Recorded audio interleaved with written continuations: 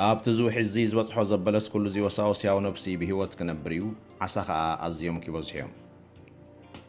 الزمايات زي كات وي موت مايات بحري كتعيو تو حزاب زاتو زبل دما كله بهوت كنبريو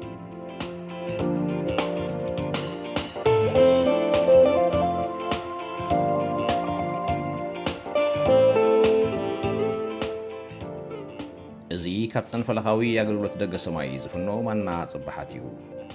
علما زعيو زين أملاخ زبكع حزبي نمدلاو نخل سب بكريستوس ملؤ جيركا مقامن أكل كريستوس مهنا تسنيو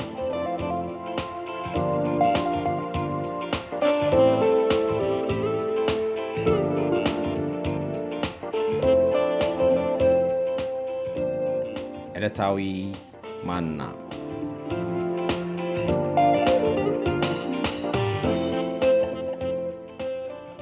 مرقمن برختن قداماي تمرتي مرقم انتايو مبل 17 كفال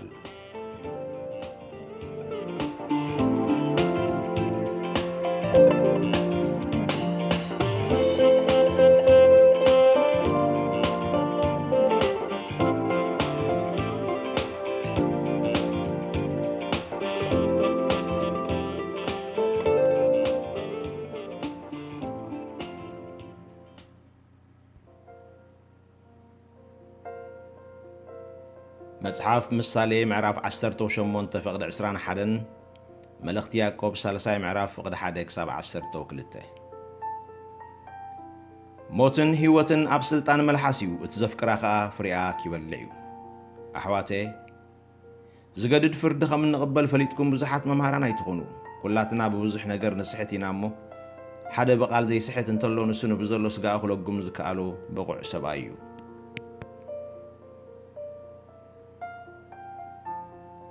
إنه أب أفراس من أنت زوجنا لنا لقام نقبر الله مالونا نبزلو سقاومون بوينا نكانعو إنه مراخب دما خندزي عبيت خنسنس ببرتع نفاس الناتغب كبانا بتفقاد مراحي زدليو بنشتو سكانين زكانعا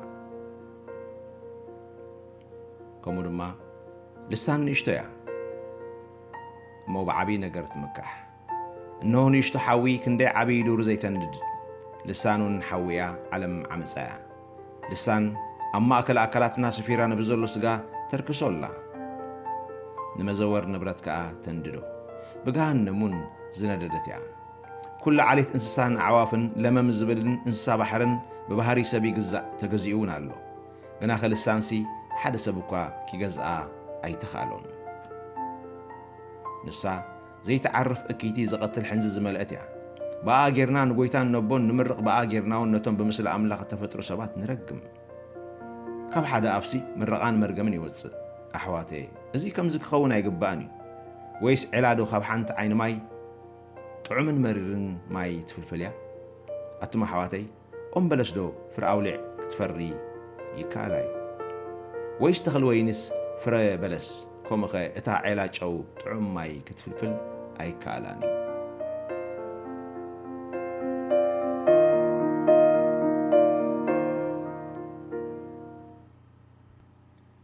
أب تحتي إزي حزنا يوزلنا تمرتي قداماي كفال مرقم انتايوز بالحساب كم منقلي 4 أرستي حزناينا تبقسنا إذا قداماي نشتار استزل علنايو مرقم انتايوز بالكيخون كلو انتاينت مرقم بزرزر زرعان لو مهريو دحرزي كاب زرئي زورس كاب ولدوتات سقر مرقم اللودويو وي جنريشنال كرس زبحال نقر اللودو ايفالونز بالحساب أب تحت استمرت زي مليسنا سالساي بكريستوس نزعمن زبل سب مرقم ولدو اللو ودويو ايفالون زبل حساب كارينا لومي أمبل 17 تخفالنا يستمرتي رابعين مزازم زي حساب زن مرقم بمنتايو زبر زبل تمرتينا كنري يسوس كريستوس قويتايو بارزي رابعي تمرتي تغلالي نايز حساب زخوينو بزح نقرات كاب تقصاب حجي كنمهارو تصنحنا ستنكفك خون زغليو مرقم بمنتاي السبر بزح قزي كمن نسمعو دقاقي مون كمزبلكو أبزئو وانزي بزحات سبات قداماي وانان أقداس النقر اتي مرقم زبل قال ቃል እግዚአብሔራዊ ትርጉሙን ሐሳቡን አይኮኑን ሒዞም መርገም ኢሎም ዝዛረቡ ባዕላዊ ትርጉም ዝሃብዎ ንብዙሕ ነገራት መርገም እናበሉ ከም ዝጠቕሱ ኣብተን ዝሓለፋ ትምህርታትና ቁሩብ ከብርሆ ፈቲነ ነይረ ንኣብነት ውላድ ዘይብላ መኻን ከም መርገም ይቁፀር መኻንነት እዚ ድማ ኣልዒልና ገለ ሰባት ኣብ ዝሓለፈ እዋን ርኢና ነርና ንኣብነት ኣብርሃምን ሳራን ውላድ ዘይነበሮም ነዊሕ ዓመታት 25 ዓመት ዝኣክል ብዘይ ውላድ ተስፋ ተቐቢሎም ክነሶም ግን መኻናት ከም ዝነበሩ መጽሓፍ ቅዱስ ይነግረና እቲ ባዕላዊ ትርጉም መጽሓፍ ቅዱሳዊ ስነ ሓሳብ ዘይተኸተለ መጽሓፍ ቅዱሳዊ ኣካይዳ ዘይተኸተለ እቲ ሓፈሻዊ ፍልጠት ቃል እግዚአብሔር ዘይጠቕለሎ እንተደኣ ኮይኑ ዝኾነ ይኹን እንህቦ ትርጉም መጽሓፍ ቅዱስ ክንነብብ ከለና እንህቦ ትርጉም ክንሰብኽ ከለና እንህቦ ትርጉም ክንርድኦ ከለና ነቲ ቃል እንህቦ ባዕላዊ ትርጉም ቃል እግዚአብሔር ኣይኮነን ኣብ ቃል እግዚአብሔር ብዛዕባ ቃል እግዚአብሔር ክትሪኡ ከለኹም እግዚአብሔር ኣብ መጽሓፍ ነቢያት ከምዚ ኢሉሎ ንቃለይ ክተግሃሉን ከም ዝፍጸም ክገብሮን እየ ኣቕሊብኩም ስምዑ እዚ ቃል እዚ ኩል ሻዕ ንደግሞን ንዛረቦን ደስ ዝብለና ቃልን እዩ ግን ብግቡእ እንተተረዲእናዮ ከም ዝፍጸም ዝኸውን እቲ ቃል እግዚአብሔር ዘይተሓወሰ ቃል ዳ እምበር እቲ ኣነ ንስኻትኩምን ካብ ባህጊ ተላዒልና እንብሎ ምንዮታዊ ቃል ኣይኮነን ወይ ድማ በንጻሩ መርገም ኢልና ንኣብነት እንዛረቦ ንሱ ከዓ ቃል እግዚአብሔር ኣይኮነን ምናልባት ክንዛረብ ከለና ከም መበገስን መወከስን ዝኾነና ክንጠቕሶ እንኽእል ቃል እግዚአብሔር ክህሉ ይኽእል እዩ ነገር ግን እሱ ይኮነን ትጸገም ነቲ ንጠቕሶ ዘሎና ቃል ምስ ምንታይ ኣተሓሒዝና ኣበየናይ ባይታ ነቕምጦ ኣሎና እቲ ንጠቕሶ ዘለና ቃል መሰረታዊ ሓሳቡ ተጻሒፉሉ ዘሎ ባህሪ ሓሊና ዲና ንዛረቦ ዘሎና ዝፈተናዮም ጥቕስታት መጽሓፍ ቅዱስ ከም መደገፍ ሓሳብና ጌርና ከነልዕሎም ከለና ነቲ ኣብ ልብና ዘሎ ሓሳብን ፍቓድን ዝመልኡልና ኮይኖም ክስምዑና ከለው እሞ ብኡ ክንጽበዮም ከለና ነዊሕ ዓመታት ይሓልፍ እሞ ምላሽ ዘይብሉ ይኸውን ጸሎትና ሓደ ግዜ እግዚአብሔር ከምዚ ኢልካኒ ነርካ እንዲኻ ኣብ ቃልካ ከም ዝተጻሒፉ ነይሩ እንድዩ እንታይ ኮይኑ ከም ዘይኮነ ኢልና ከዓ ምስ እግዚአብሔርን መንፈሱን ንራጸም ኣብቲ ቃል ተጻሒፉሉ ዘሎ መንፈስን ሓሳብን ግን ኣይተረዳእናዮን ነቲ ቃል ወሲድና ንባዕላዊ ሓሳብና መደገፍታ ኢና ጌርናዮ ንሱ ናትና ሓሳብ እዩ ናይ እግዚአብሔር ሓሳብ ኣይኮነን ስለዚ እግዚአብሔር ዝፍጽሞ እቲ ንሕና ተመንናዮ ኣይኮነን እቲ ንሕና ዘቐመጥናዮን ዝሃብናዮን ትርጉም ኣይኮነን እቲ ቃሉ ዝዛረበሉ ዘሎ መንፈስ እዩ በዛ ሓሳብ እዚ ክንሪኦ ከለና እምበኣር መርገም ኢልና ንመኻንነት ወይ ድማ ውላድ ንዘይብለና ኣሓትና እዚ ቃላት እዚ ደጋጊምና ክንዛረቦ ከለና ልበን ዝሰብር ተስፋኦን ዘቁርጽ ኣብ ኣምላኽ ከይእመናን ከይጽበያን ሓይለን ዘድክም ቃል ኮይኑ ይርከብ እዚ ሓደ ገጹ እዩ ካልኣይ ገጹ نتوسن جزينة كم زع مسلا أحد ويكم زع مسلو سدرا بيتات بتخاب أفناز وتقال هاسينا يوم سبيرنا يوم صح ناي فلتنا كم سبرنا يوم قالينا تزاريبنا زرخبنا قال دربنا لنا توم سمعتنا جن اتي أبها لنا خمزلو ومسوسدو يسنبدو بفلاي كم أقلقلتي أخبروتن امنتن أبنام بيروم تنزاربو كم قال أملاخ كم النزارب أمينو منا النبلو زبلو خلو زقبلونا سبات كوينوم تصنيحو من زلون سبات اتنحنا نزاربو زلنا أملاخ كم التزاربو يمزقبلو سلازي أبزو بتصيحو اتمخاننت مرقمي إلنا خنزارب كلونا من عالبات حدا جاف حيزنا خنكون نخلينا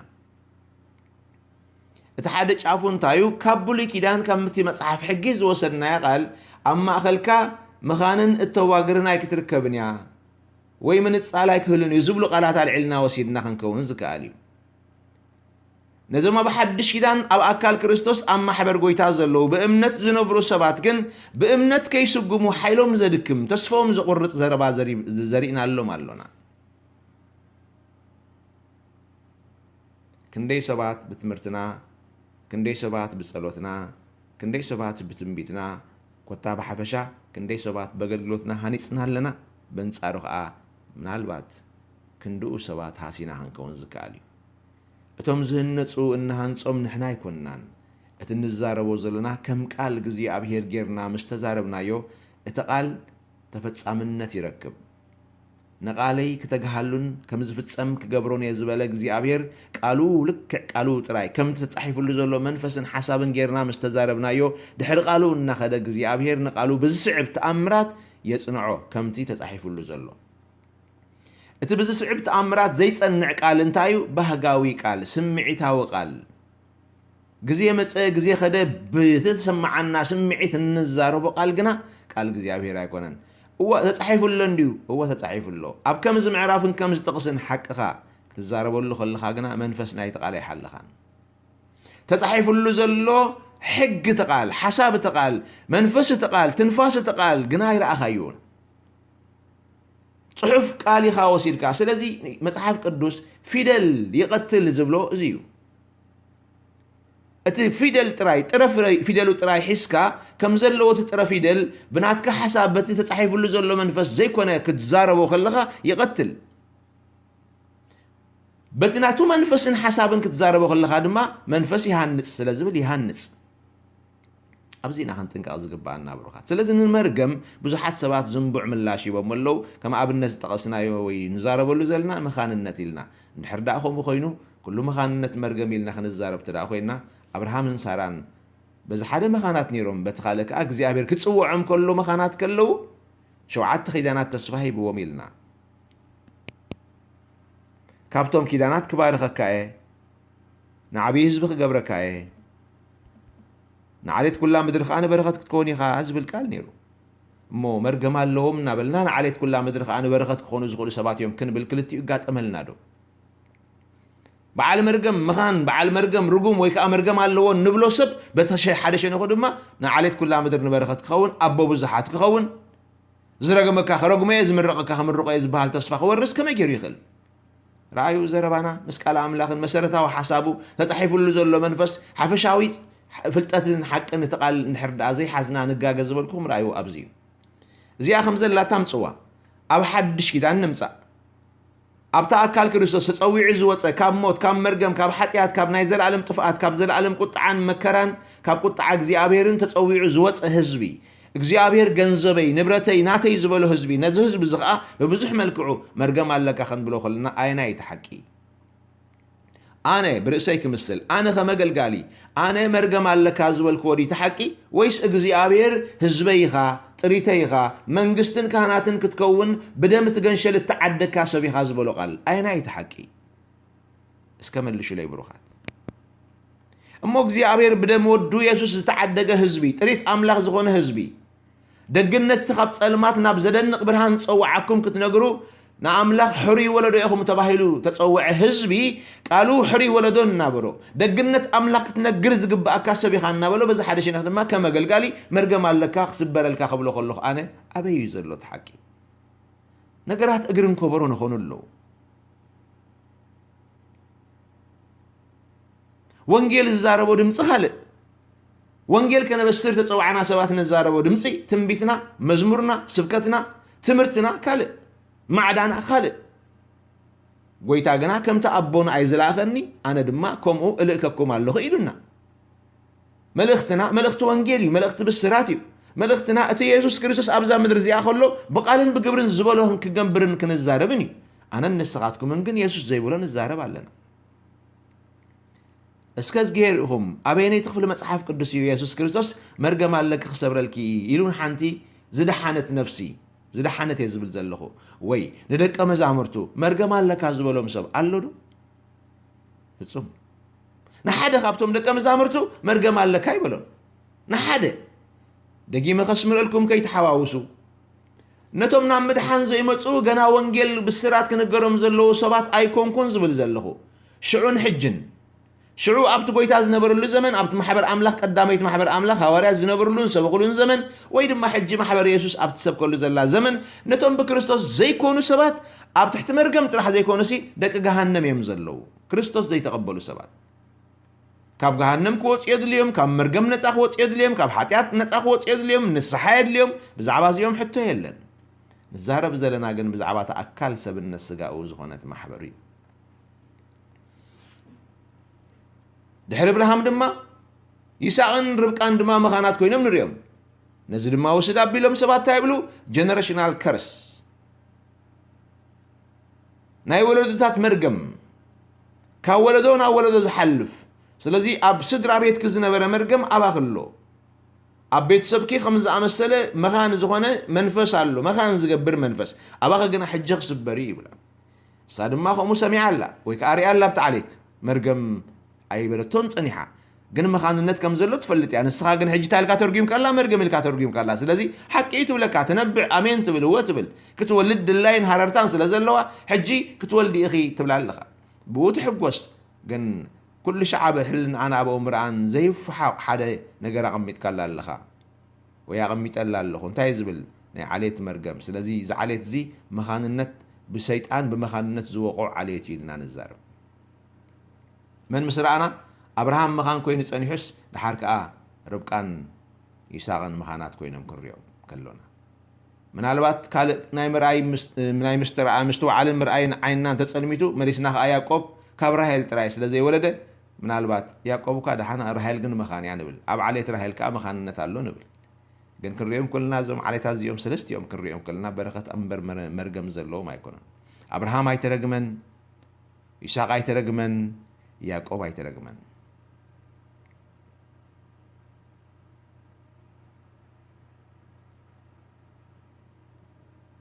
ንርብቃ ካብ ገዛኣ ክትወፅእ ከላ ኣሻሕ ኣላፋት ኩኒ ተባሂላ እያ ተመሪቓ ወፅያ ዘርእኺ ደገ ፀላእቱ ይውረስ ተባሂላ እያ ተመሪቓ ወፅያ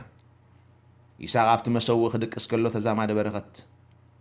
ዘርእኻ ደጌታት ፀላእቱ ክወርስ እዩ ተባሂሉ እዩ እዛ ምድሪ እዚኣ ንኣኻ ንዘርእኻ ድማ ብድሕሪኦምን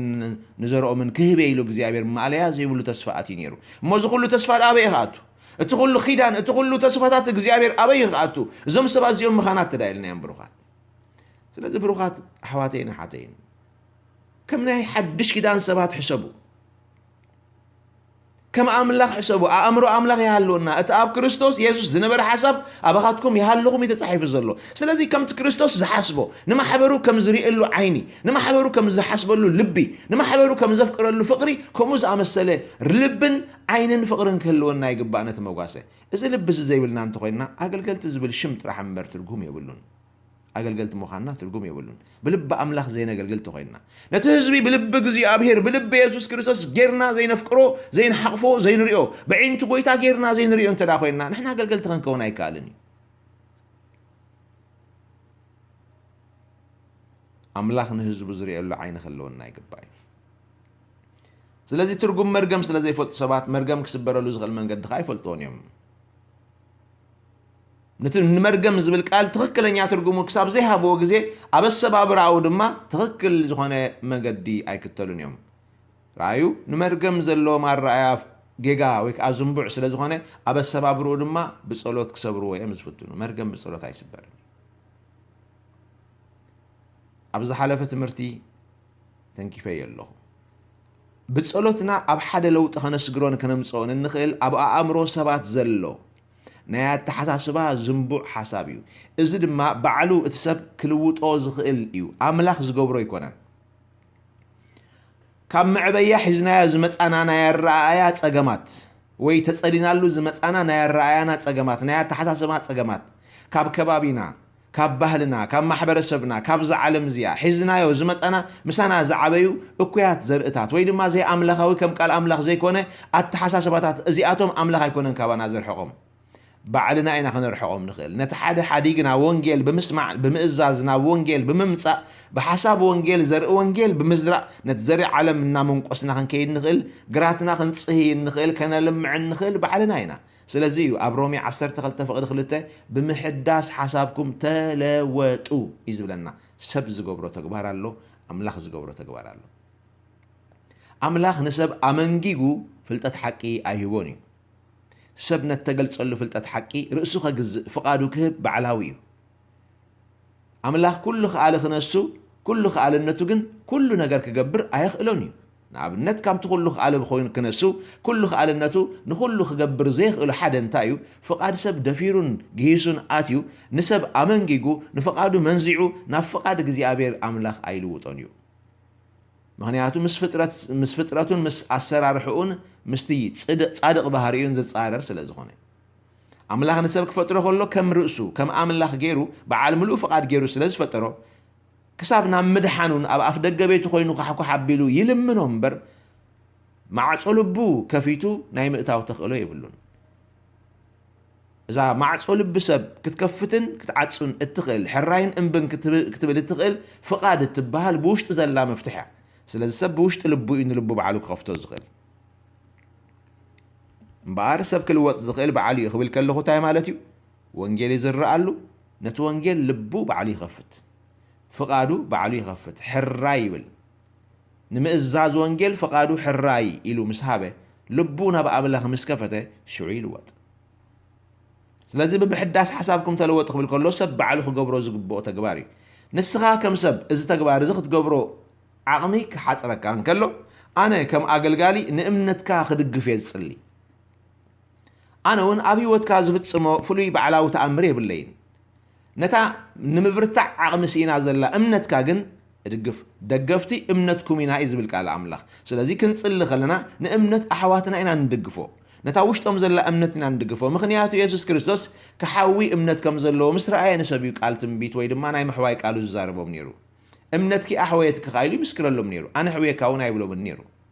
بسلام كيدي أمنتك حوياتك قبلهم كلهم ري تم سباتكم تسخلو فقادهم هيبم متيوم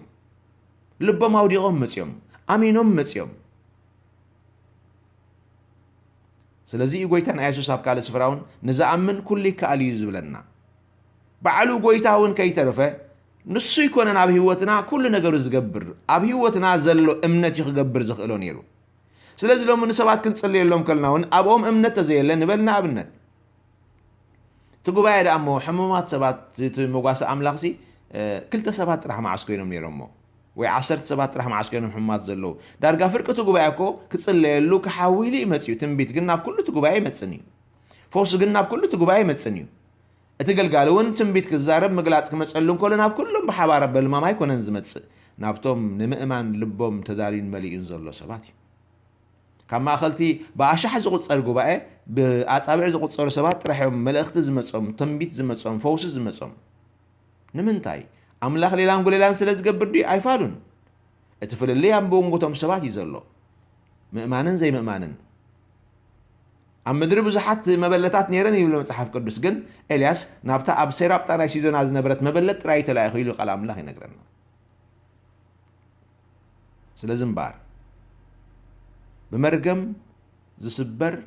عب التحساسبات سبات زصنحه زنبع الرأيان التحساسبان ايو ازدما اتم سبات بامنت كقربون كلو نحنا نا حيلي مئمانهم ندقفو مالتي بكريستوس زعمنا سب كاب غزين اب غزي لوط يدليو كاب غزين اب غزي معبا يدليو كاب كبرنا بكبر يمقدو سلازنا ديبي خير كريب كله خلوان امنت يدليو ابزي امنتو كغودل كلو دغف يدليو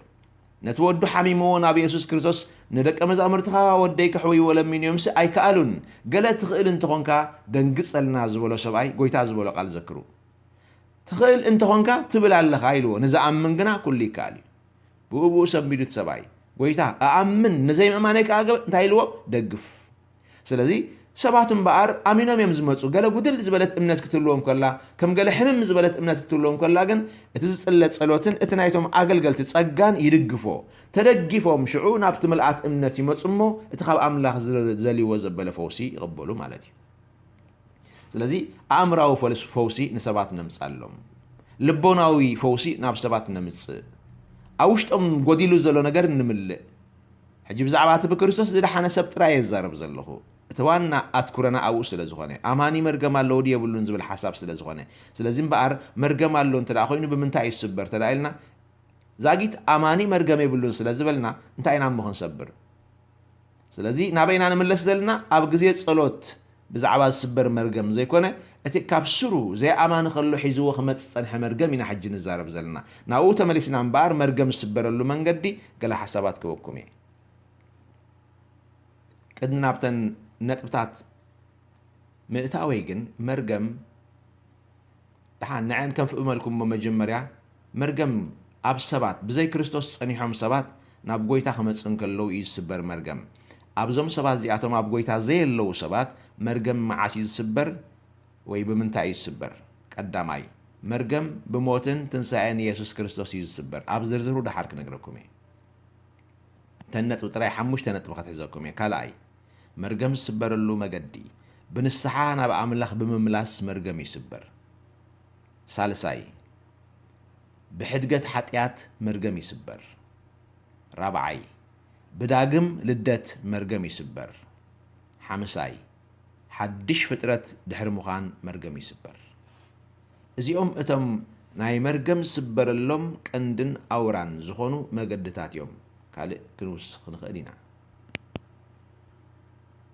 ሕጂ ረኣዩ እምበር እዚኣቶም ኩሎም እንታይ እዮም ዘርእዩና ምስባር መርገም ዝብል ቃል ክንሰምዕ ከለና ኣብቲ ዘይኣማኒ ሰብ ምዃኖም እዮም ዘመልክቱና ምክንያቱ ብምክንያት ሞትን ትንሣኤን ኢየሱስ ክርስቶስ ለውጢ ዘድልዮ ናይቲ ብክርስቶስ ዘይኣመነ ህይወት ሰብ እዩ ብንስሓ ናብ ኣምላኽ ምምላስ ዘድልዮ እቲ ብክርስቶስ ዘይኣመነ ሰብ እዩ ሕድገት ሓጢኣት ዘድልዮ እቲ ሓጥእ ብክርስቶስ ዘይኣመነ ሰብ እዩ ዳግም ልደት ዘድልዮ እቲ ብጎይታና ብኢየሱስ ክርስቶስ ዘይኣመነ ቀዳማይ ኣዳማዊ ፍጥረት ለቢሱ ስጋዊ ህይወት ለቢሱ ዝመላለስ ዘሎ ሰብ እዩ ሓድሽ ህይወት ዘድልዮ እቲ ብክርስቶስ ዘይኣመነ ኣብ ሓጢኣት ኣብ ዓለም ዝነብር ዘሎ ሰብ እዩ እዚ ሰብ እዚዩ ናብዞም ደገይታ እዚኦም ክመጽእ በዚኦም ከም ዝኣመሰሉ መገድታት ድማ ክትንከፍ ዘድልዮ እዚ እምበኣር ኣብቲ ናይ ዓለም ህይወቱ ብክርስቶስ ኣብ ዘይኮነ ሃይማኖታዊ በልዎ ባህላዊ በልዎ ስጋዊ በልዎ ህይወቱ ክነብር ከሎ ምስቲ ኣብ ዓለም ከሎ ብዘይ ክርስቶስ ከሎ ዝነበሮ መንነቱ ዓብይ መንነቱ ሓጥእ ማለት እዩ ሓጥእ ዝብል መንነቱ ካብ ሓጢኣት ዝተወርሰ ከም ዓስቢ ሓጢኣት ኮይኑ ዝኣተወ መርገምን ሞትን ዝበሃል ነገር ጠቢቕዎ ኣሎ ሰብ ምስ ሓጠ እዩ ተረጊሙ ከም መጠንቀቕታን ሕግን ግን ቅድሚ ውድቀትን ቅድሚ ሓጢኣትን ሕጊ ኮይኑ ተቐሚጡ ነይሩ ቃል እግዚኣብሔር ካብዛ ኦም እዚኣ ካብዛ ፍረ እዚኣ ምስ እትበልዕ መዓልቲ ሞት ክትመውት ኢኻ ዝብል ቃል ሞትካ ኢኻ ኣይበለን እታ ሕጊ እንተተዓቂባ እታ ሞት ትበሃል ዘየላ ትኸውን እታ ሕጊ እንተፈሪሳ እታ ሞት ክትስልጥን ክትገዝእ እያ ዝብል የስማዓና ስለዚ ሰብ ሓጢኣት ምስ ገበረ እንታይ ወሪሱ ምስ ምእታዊ ሓጢኣት ናብ ዓለም እንታይ መፅዩ ሞት ምክንያቱ ሓጢኣት ምስ ተገብረ ከም ደሞዝ ከም ዓስቢ ከም ውፅኢት ከም ፍረ ናይ ሓጢኣት ሞት ምስኡ ኣትዩ ስለዚ ሞት ከኣቱ ዝገበሮ እንታይ እዩ ሓጢኣት ሓጢኣት እንታይ ኣምፅኡ መርገም ዝበሃል ነገር እንታይ እዩ ሞት እዩ ብፍሩይ ክንሪኦ ከለና ሞት እዩ እምበኣር ሰብ ሓጢኣት ምስ ገበረ ሞይቱ ኣብ ኤደን ገነት ሞይቱ ማለት ብኣካል ሞይቱ ተቐቢሩ ዝብል ዘይኮነ ምስ እግዚኣብሔር ዝነበሮ ሕብረት ተሰይሩ ተበላሽዩ ጠፊኡ ምስ ኣምላኽ ዝነበሮ ሕብረት ክበላሾን ክጠፍእን ከሎ እቲ ካብ ኣምላኽ ናብ ሰብ ዝውሕዝ ዝነበረ ዋሕዚ ህይወት ኣቋሪፁ ዋሕዚ ህይወት ኣምላኽ ናብ ሰብ ምኻዱ ክቋረፅ እቲ መትረብ ኣምላኽን ሰብን ዝነበረ ዝምድና ኣምላኽን ሰብን ስለተሰብረ እዩ ብምንታይ ተሰይሩ እዚ ድልድል ዝምድና ኣምላኽን ሰብን ብሓጢኣት ተሰይሩ እዚ ሓጢኣት ዝምሰበሮ ዋሕዚ ህይወት ካብ ኣምላኽ ዕለት ዕለት ናብ ሰብ ዝውሕዝ ዝነበረ ርክብ ኣምላኽን ሰብን ዝነበረ ህልውና ኣምላኽ ኣፅሊልዎ ዝነበረ ሰብ ካብ ህልውና ኣምላኽ ወፂኡ ነዚ ቃል እዚ ካብ ገነት ተባረረ ዝብል ቃል የስማዓና እምበኣር እዚ ሰብ እዚ ዋሕዚ ህይወት ኣምላኽ ናብኡ ካብ ምውሓዝ ተቋሪፁ ስለ ዘሎ እንደገና እተሰይሩ ዘሎ ድልድል ክልቀብ ክስራሕ እንተደኣ ኮይኑ እቲ ተቋሪፁ ዘሎ ህይወት ቀጻልነት ክህልዎ እንተኮይኑ እቲ ካብ ገነት ተሰጊጉ ዘሎ ሰብ ናብ መንግስቲ እግዚኣብሔር እንደገና ክምለስ ተደኣ ኮይኑ እንታይ የድልዮ ብሞትን ትንሣኤን ኢየሱስ ክርስቶስ ምስቲ ተባኢስዎ ዘሎ ኣምላኽ ክዕረቕ የድልዮ እዚ ሰብ እዚ መርገም ክስበረሉ መርገም ርሒቑ በረኸት ክረክብ እንታይ የድልዮ ብንስሓ ናብ ኣምላኽ ክምለስ የድልዮ ምክንያቱ ኩላትና ከም እተባረራ ኣባጊዕ ኮና እዩ ዝብል ኢሳያስ 53 ፈቅዲ 6 بسر حتيات سب تحدن يمان تحدن تسقام تحدن نابت فحيلو ننام مقد بحجر أي وعب عالم زل سب كله نناتو هايمانوت نناتو الرأيا نناتو بهلي نناتو لماد نناتو مقدي نناتو فحز بلي ጭንግራሕ ዝበለ መትሓዚ ዘይብሉ እዩ ኣብ ገጽ ዓለም ዘሎ ሰባት ራእዩ ገሊኦም ንዕጨ እምኒ የምልኹ ገሊኦም ሰባት ንላም የምልኹ ገሊኦም ሰባት ንበጊዕ የምልኹ ገሊኦም ሰባት ንጤል የምልኹ ገሊኦም ሰባት ነድባራት የምልኹ ገሊኦም ሰባት ኣእዋም የምልኹ ገሊኦም ሰባት ብርእዮ ነጋንንቲ የምልኹ ኣብዚ ምዕራባዊ ዓለም ንሰይጣን ዘምልኹ ቤት ሰይጣን ዝበሃል ቤት መቕደስ ተሰሪሑሎም ኣሎ ንሰይጣን ዝቅድስሉ ዝስውእሉ ማለት እዩ ምሉእ ብምሉእ ፊት ንፊት ካልኦት ብኻልእ ተዘዋዋሪ መንገዲ ሃገር ናይ ኩልያ እምነት ከዓ ናይ ግልዩ ዝብል መፈክር ኣለዎ በቲ ሓደ ሸነኹ ጽቡቕ እዩ ዝመስል ግን ነናይ ግልኻ ነናትካ ሃይማኖት ነናትካ እምነት ነናትካ ራእያ ክህልወካ ክእል እዩ ዝብላ ኣምር ኣለዎም ሰባት ካልኦት ሰባት ከምዚ ይብሉ እምነት ብኣምላኽ ምእማን ጥራሕ ኣይኮነን እህይ ደኣ ብፖለቲካ ምእማኑን እምነት እዩ ሃይማኖት እዩ ማለት እዩ ስለዚ ፖለቲካ ዝኣምለኾም ከ ኣለዉ ካልኦት ኩዕሾ ይኣምለኾም ንዕኦም ዘምልኹ ካልኦት ከምዚ እዩ ካልኦት ከምቲ እዩ ስለዚ ኩላትና ከምተባረራ ኣባጊዕ ነበርና ይብል መጽሓፍ ቅዱስ እዚኦም እምበኣር ነናብ መገዶም ከይዶም ዘለዉ ፈቓድ ኣምላኽ ኣይኮነን ፈቓድ ኣምላኽ እንታይ እዩ ናብ ኣምላኽ ክምለሱ እዩ ስለዚ እዞም ሰባት እዚኦም ኣብ ትሕቲ መርገም ይነብሩ ኣለዉ ምክንያቱ ሕጊ ኣምላኽ ኣፍሪሶም ነናብ መገዶም ከይዶም ስለ ዘለዉ ምፍራስ ሕጊ ኣምላኽ ከዓ መርገም እዩ ስለዚ ካብ መርገም መታን ክመፁ ክምለሱ ወይ ከዓ መርገም ክስበር ዘየለ መታን ክኸውን እንታይ ክኾኑሎም ሰባት ብንስሓ ናብ ኣምላኽ ክምለሱሎም ዝርዝራቱ ዳሕራይ ከርእየኩም ኢለኩም ኣለኹ ነጥብታት እዩ ዝትሕዘኩም ዘለኹ እቲ ሳልሳይ መገዲ ሕድገት ሓጢኣት ክረኽቡሎም ሰባት መርገም ክስበረሎም ምስኦም መርገም ክሳብ ዘሎ ግዜ ሓጢኣቶም ተታሒዙሎ ማለት እዩ መርገም ኣባታቶም ክህሉ ዝኽእል ሓጢኣት ኣብኦም ስለ ዘሎ እዩ ስለዚ መርገም ክእለ እንተ ደኣ ኮይኑ ሓጢኣት ክእለ ኣለዎ ነዚ ድማ እንታይ ይበሃል ሕድገት ሓጢኣት ሕድገት ማለት እንታይ ማለት እዩ ኣብ ኢድካ ሒዝካያ ዝነበርካስ ምግዳፍ ገዲፈዮ ደርቤዮ ሓዲገዮ ረሲዐዮ ዝብል ቃል ይስማዓና ኣብ ልብኻ ዝነበረ ነገር ወዲቑ ክበሃል ከሎ ረሲዕካዮ ማለት እዩ ኣብ ኣእምሮኻ ኣብ ሓሳብካ ዝነበረ ነገር ገዲፈዮ ኣለኹ ክትብል ከለኻ ካብ ኣእምሮይ ሓኺኸዮ ኣውፅአዮ ኣለኹ ማለት እዩ ኣብ ኢድካ ዝነበረ ነገር ምድርባይ ሒዝካያ ዝነበርካ ምሕዳግካ ገዲፈዮ ንብል ስለዚ ሓጢኣት ሰባት ተታሒዙ ኣብ ዝነበረሉ ግዜ ተታሒዙ ኣበይ ኣብ ኣምላኽ ሓጢኣት ከም ሓጢኣት ተቆፂሩ መዓልትን እናተጸበየ ፍርዲ ከምፃኣሎም ኣብ ኣምላኽ ተታሒዙ ዝነበረ በደሎም ናብ እግዚኣብሔር ኣምላኽ ብክርስቶስ የሱስ ምስ ተመልሱ እግዚኣብሔር ብሞት ወዱ የሱስ ክርስቶስ ሕድገት ገይሩ ንብል እዚ ሕድገት ዝበሃል ነገር ኣብ መዝገቡ ተመዝጊቡ ዝነበረ ሓጢኣት ናይ ሰባት ንፍርዲ ይሕለውሉ ዝነበሩ ምኽንያት ጠሪሹ ጠፊኡ ማለት እዩ እዚ ሕድገት ምስ ረኸቡ ሰባት ሽዑ መርገም ተሰይሩ ንብል ራብዓይ መርገም ክስበር ዳግም ልደት የድሊ ካልኣይ ግዜ ክውለድ ኣለዎ ሰብ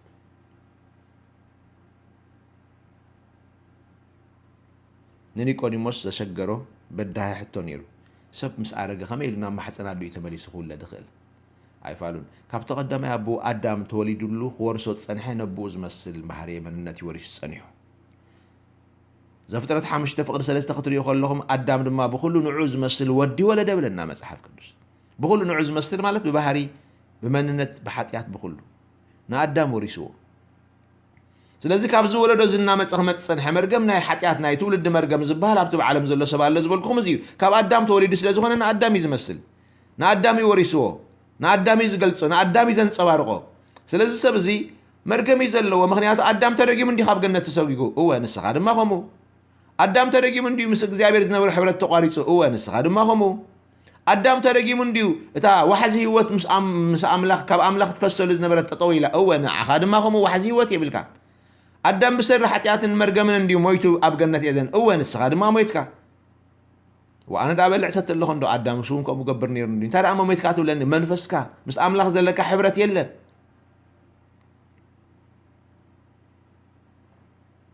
ኣምላኽ ኣብ መቕደስ ኣሎ ስኻ እንዳጋንንቲ ኣለኻ ኣምላኽ ኣብ መቕደስ ኣሎ ስኻ እንዳስዋ ኣለኻ ኣምላኽ ኣብ መቕደስ ኣሎ ስኻ እንዳባር ኣለኻ ኣምላኽ ኣብ መቕደስ ኣሎ ንስኻ እንዳዝሙት ኣለኻ ንስኻ እንዳዓብደን ኣለኻ ንስኻ እንዳዳንኬራን ጓይላን ኣለኻ ንስኻ ኣብ ለይታዊ ትልሂት ኣለኻ ንስኻ ድማ ኣብ ከምዝን ከምትን ኣለኻ ስለዚ በገድኹም በበይኑ ኣናብራኹም በበይኑ እዩ ባዕልኻ እውን ትፈልጥ ኢኻ እዚ ስለዚ ንስኻ እዚ ኩሉ እናኸድካ ከለኻስ ምስ ኣምላኽ ሕብረት ኣለና ክትብል ኣይትኽእልኒ ኢኻ ሓንቲ መዓልቲ ዶ ፀሊኻ ትፈልጥ ኢኻ እስኪ ሓቂ ተዛረብ ሓንቲ መዓልቲ ዶ ቃል ኣምላኽ ኣንቢብካ ትፈልጥ ኢኻ ሓንቲ መዓልቲ ዶ ናብ ቤት ኣምላኽ ኬድካ ትፈልጥ ኢኻ ንነገሩ ከሰብ ናብ ቤት እግዚአብሔር ክኸይድ ዝግብኦ ሓንቲ መዓልቲ ድዩ ሰብ ምስ ኣምላኽ ኣብ ሕብረት ኣለዎ ዝበሃል ናይ ሓንቲ መዓልቲ መገሻ ዲ ሕብረት ናይ ሓንቲ መዓልቲ ምስላም ዲ ሕብረት ምስ ኣምላኽ ዋሕዚ ህይወት ኣለዎ ክበሃል ዝቃል ዘይቋርፅ ዋሕዚ ምርካብ ማለት ሓደ መዓልቲ ቤት ኣምላኽ ምስ ዓም ማለት ድዩ ኣይፋሉን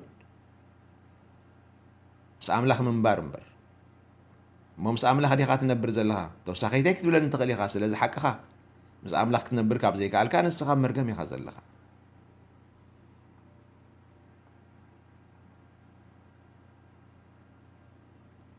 እምበኣር ካብ ኣዳም ዝወረስካዮ ዝመንነት እዚ እዩ እዚ እንዳኣ ክስበር ኮይኑ እምበኣር እንታይ ኢኻ ትገብር ዘለካ ካልኣይ ግዜ ክትውለድ ኣለካ ካበይ ካብ ኣምላኽ ከመይ ብክርስቶስ ብምእማን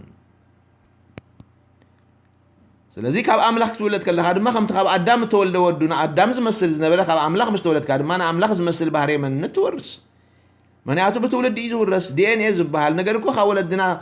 ኮይንና ተረኸብናዮ ተቐቢልናዮ ወሪስና ኮይንና ተፈጠርናዮ ዳ እምበር ንሕና በዓልና ዝገበርናዮ ነገር ኣይኮነን ስለዚ ንስኻት ኣምላኻዊ ዲኤንኤ ክትረክብ ኣምላኻዊ ባህሪ ተማቓሊ መታን ክትከውን ከምቲ ኣብ መፅሓፍ ቅዱስ ኣብ ጴጥሮስ ተጻሒፉ ዘሎ ተማቓልቲ ኣምላኻዊ ባህሪ ክትከውኑ ዝብል ቃል ተማቓሊ ኣምላኻዊ ባህሪ ክትከውን ትኽእለሉ መገዲ ብምንታይ ተራእየልና ካልእ ምንም ዝኾነ መንገዲ የለን ተማቓሊ ባህሪ ኣቦኻን ኣዲኻን ዝኾንካ ተወሊድካ ኢኻ እምበር ኣቦኻን ኣዲኻን ከይዶም ኣብ ገለቤት ፍርዲ ፈሪሞም ከምቲ ንብረት ገዝኦም ንዓኻ ዘውረሱኻ እንካዝ ንዓኻ ኢሎም ባዕሎም መቓቒሎም እዚኣነ ሓውኻ እዚኣነ ሓብትኻ እዚኣ ድማ ንዓኻ ዝብሎ ርስትን ውርሻን ናይ መሬት ኣይኮነን እዚ ርስቲ ባህሪ መንነት ስለ ዝኾነ ተወሊድካ ጥራሕ እትምቀሎ እዩ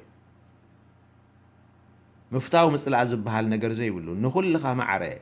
እትምቀሎ እዩ ኣምላኻዊ ባህሪ ድማ ብዳግም ልደት ኢኻ ትምቀሎ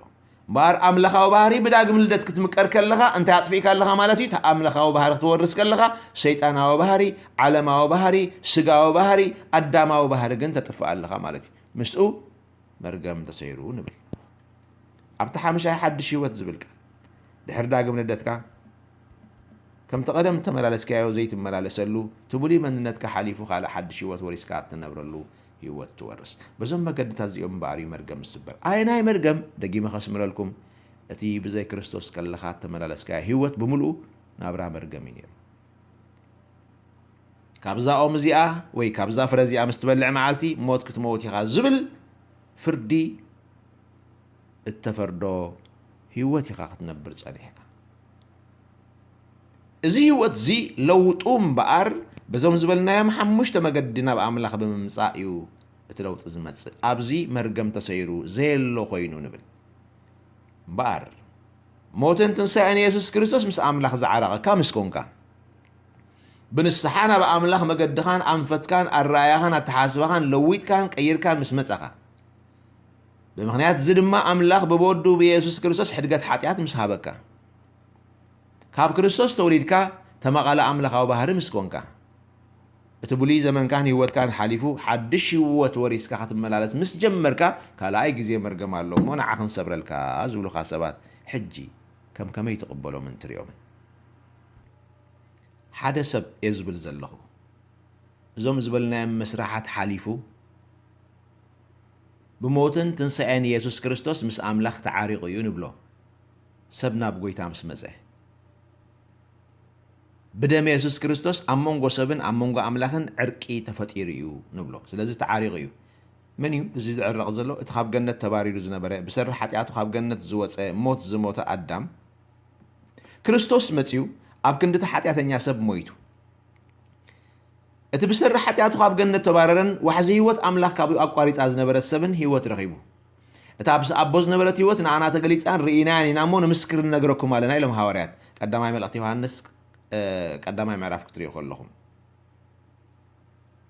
ስለዚ ህይወት ኣምላኽ ናባና ተገሊፃ ህይወት ኣምላኽ ወሪሱ ሰብ እዚ ብክርስቶስ ምስ ተዓርቀ ናብ ኣምላኽ መፂኡ በቃ ተዓሪቑ ሓደ ወዲ ትጥፍኡ ወዲ ንበል ቤት ኣቦኡ ገዲፉ ኸይዱ ነይሩ ብዝሓለፈ ትምህርቲ ከም ዝሰማዕናዮ ሕጂ ግን ብንስሓ ናብ ቤት ኣቦኡ ተመሊሱ ምስ ኣቦኡ ተዓሪቑ ማለት እዩ ናብ ምስ ኣቦኡ ምስ ተዓረቐ ናብቲ ገዛ ኣትዩ ክዳን ቀይሩሉ ኣሳን ቀይሩሉ ኣብ ፃብዕቱ ድማ ቀረበት ግበሩሉ ይልብኡ ኣብቲ ገዛ ምስ ኣተወ ስብሕቲ ላም ሓረዱ ተባሂሉ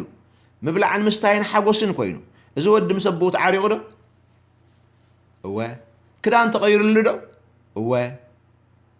سأنا أتيوم له هو قلبت تغير له هو بحدش كدان مسبو تعريو أب مبلع عم مستياب حقو ساعتي له هو حجي خلت هيوتنا يزود رايو أب تروحو عدي تسديد له زنبره حسما زغواسي غواس حسما نيرو أبو خنبر كله زنبره زبله كله طفاش خوين نيرو كابز تلعل خاي غواس حسما كون تمنيو كوينو خا أبو خلو زبلع نجر نيرو دو أيفالون زبلع سلس أنا حسما زبلعو قارف كبلع هرر يبل نبره زهو خا أيرخبني بلنا مسحف قدس لذي أتي قارف حسما زبلعو كي ترفون نعو كاب حسما تحت سلز رأيو تموانتات نحسم أم زقب بعض نبره مقبي نعو خاو خم مغلونا يفقدلون سلزي كاب حسما تحت هو تنبر نيرو مالتي تسألي يحسكم مدو إذا سب الحجي أبز جزية زيكتري وخلهم مرجم زلوا سب كويندو أي رأيكم هزونا نعابين نشتون نبرتعن قليل النجر قال نجر كجات ما خلوا أنت مرجم نيرنيو إزبل أتوت سيئات نايت زنبرو زلوا نابرات زجات مو زلوا عنكفات نمرجم زجات أمو ويك أمرجم زلوا سب زجات أمو عينة بر نايت تبارك سب عينة أيكون أنا مالتي يتباهلا ولا نتفوكش نجر كوم خبر كله مالتي سلازي زود دخل ريخ نابت زنبرو نابرا استرق ما هي هوت زلوا يزمسل بكل نجر خسر انتف أنسبي أبيت أبون هاللوس منهم كم زي بلو ولدنا هاللوسي كم زختام هبتام بيت هاللوس كم دخاخو ينتفت رسب مثلنا هاللوس مثل كم زي بلو سبنا هونس كاب سبن تحتي كاب حسماو نتحتي وديقو زركب سب كوينو هنا بركلو نبرا مرقم نبرنيو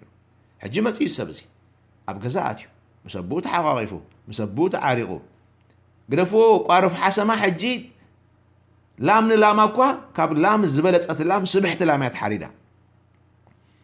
اب تغزا مزمورن سحاقن حغوسن اللتان كوينو كوبرو كوينو نزود زحجي زانتا قارف كتزاربو خلكم قارف دو خمس الكا قارف دو خلي مخان تتولوسي مس منتاي غصر ابز حجي سبحت لام تحريدات اللي زلا غزا ابز حبوس زلو غزا ابز خدان زغير اللي غزا كدانو خمس چنو رسحات كم زلو چرقم كم زبله دخا خمس خونه غيركم تحاسبو مخال مس منتاي غصر لك عبز سئلزي نتب كريستوس زدحاننا منغست املاخ زاتون ولد املاخ زخونن مسل ولدنا زرخبن سب تمقاله املاخاو ባህር زخونه سب مرغم كخسبرنا عاخت بلو كلهم እንደገና ናብት ቋርፍ ዝምገበሉ ዝነበር حسما መምላስ ይዝመስል ፈጽሙ አይተሐዝን እዩ ስለዚህ ሓደ አማኒ መርገም የብሉን እዞም ኩሎም መስራሓት ህይወት ሓሊፍዎም ዝመፀ መርገሙ ሳላ ሰበሩሉ እዩ ናብ መንግስት አምላኽ ከአቱ ኺሉ أدم كما أدم كاب جنة مستبارة تمليس كان أب جنة نايمة تاو مسلا ينبرون تمليسو خي أتو كروبيل مثل نايزن بلبل حلال تاسيف زحاز كروبيل أملا خواف دقة جنة حلا وأقميت بلنا مسحف قدس نمنتاي حتياتنا من جست خاطر سلا زيكل كنا نية فرد خاطر سلا زيكل بو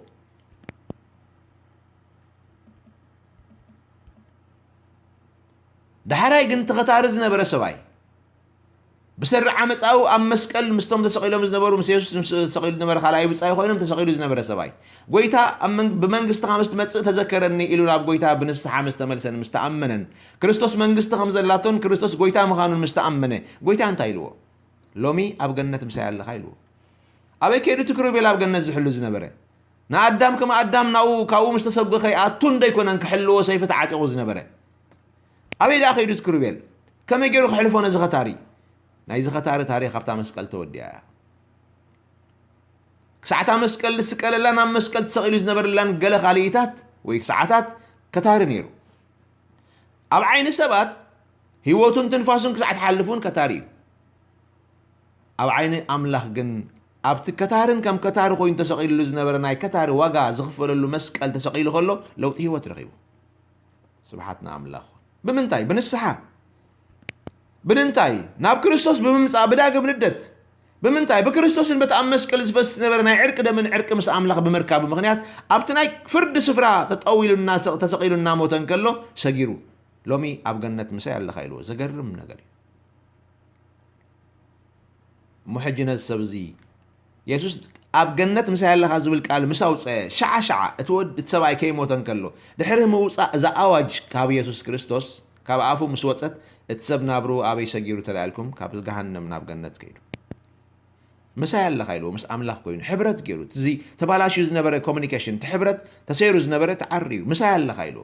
ሎሚ ኣብ ገነት ምሳይ ኣለኻ ሃሌሉያ ሰብ ምስ ኣምላኽ ክኸውን ዝኽእል ብንስሓ ናብ ኣምላኽ ምስ ተመልሰ ጥራይ እዩ ሰብ ምስ ኣምላኽ ሕብረት ክልዎ ዝኽእል ብትንሳኤን ብሞትን ትንሳኤን ኢየሱስ ክርስቶስ ጥራይ እዩ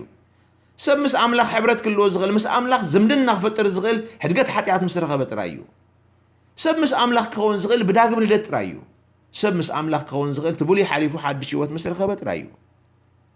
እሞ ነዚ ሰብኣይ ሕጂ መርገም ኣለዎ ክትብሎ ትኽእል ዶ ከም ከታሪ መርገም ዝነበሮ ሰብ እዩ ከም ተስፋ ኣምላኽ ዝወረሰ ወራሲ ግና ሕጂ መርገም ዘይብሉ ሰብ እዩ ኣብ ቋሕሰም ሰዓት መርገሙ ኩሉ ተሰይሩ ጠፊዩ ክብርና ኣምላኽ ይኹን ንዓኻ ኣብቲ መስቀል ውረድ እሞ ሕጂ ክፅልየልካ እየ መርገምካ ክስበር ክትብሎ ይትኽእልን ኢኻ ኣብቲ መስቀል ከሎ ኣብቲ ቦታ ፍርድ እንከሎ ብሉይ ሓሊፉ ሓድሽ ህይወት ተጀሚሩ እዚ ዘገርም ናይ ቋሕሰም ሰዓት ለውጢ ዘገርም ነገር እዩ ክሳዕታ ናብ መስቀል ዝደየበላን ክሳዕታ ብክርስቶስ ኢየሱስ ናይ እምነት ቃል ተዛረበላን ግዜ ከታሪ እዩ ወዲ መርገም ወዲ ገሃነም እዩ ነይሩ ኣብታ ቋሕሰም ናይ ምምላስ ሰዓት ግን